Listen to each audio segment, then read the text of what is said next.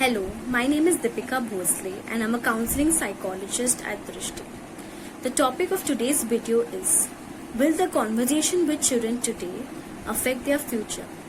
However, today I would like to discuss the importance of positive communication.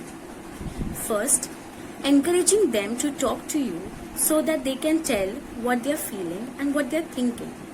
Second, just being able to listen to them carefully and respond in a very sensitive manner, such as responding to good things as well as to nice things, but at the same time discussing about sadness, embarrassment, anger, frustration, etc.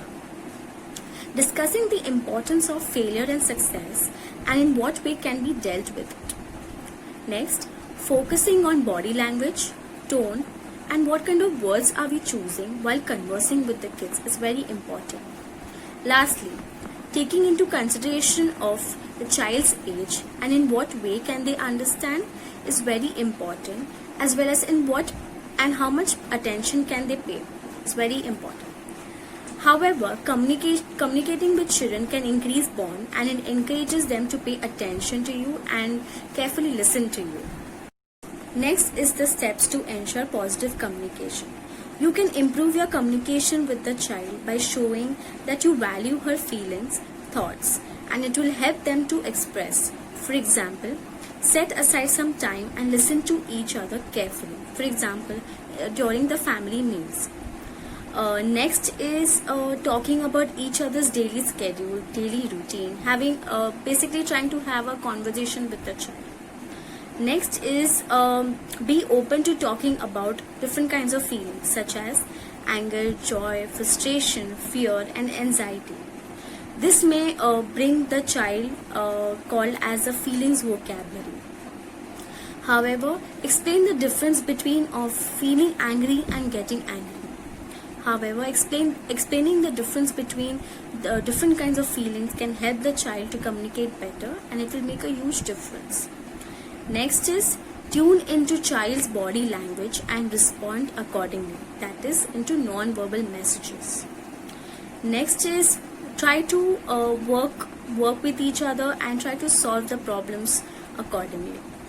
Lastly, emphasize the importance of honesty by encouraging and supporting your child about it and praise her when she does the same, as well as try to be honest with yourselves too. Next is ways of saying no to a child without saying no. First, stay positive. When we are tempted to say no, instead of saying no, try to rephrase the statement about what the child can do rather than what she can't. Next is offer options. The child wants to feel independent and in control. So instead of giving one option, try to give various options to them. Next, use distraction. If the child is about to do something tricky and something hurtful, try to distract them. Next is avoid tricky situations. If you have to take your child to a situation where there are a lot of things which she can't do, try to explain them, try to make them understand about it. After that, make sure you praise, acknowledge and encourage them. Lastly, say no like you mean it. However, there are times when we are just tempted to say no and it's very difficult to control. But when the child is trying to hurt himself or herself as well as others, we have to say no in a very firm and calm tone. After that, make sure you praise, acknowledge and encourage them. Lastly, how to speak to a child about the crisis. First thing is, no matter what the child age is, the child must have heard something definitely about the circumstances and about the situation and would like to know more about it. However, the parents should ask them what they have exactly heard about it. Once they have asked the children, the children can ask them different kinds of questions if they feel like. Older children, teens, young adults would ask more and more questions. However, here the adult should be more straightforward and direct to them.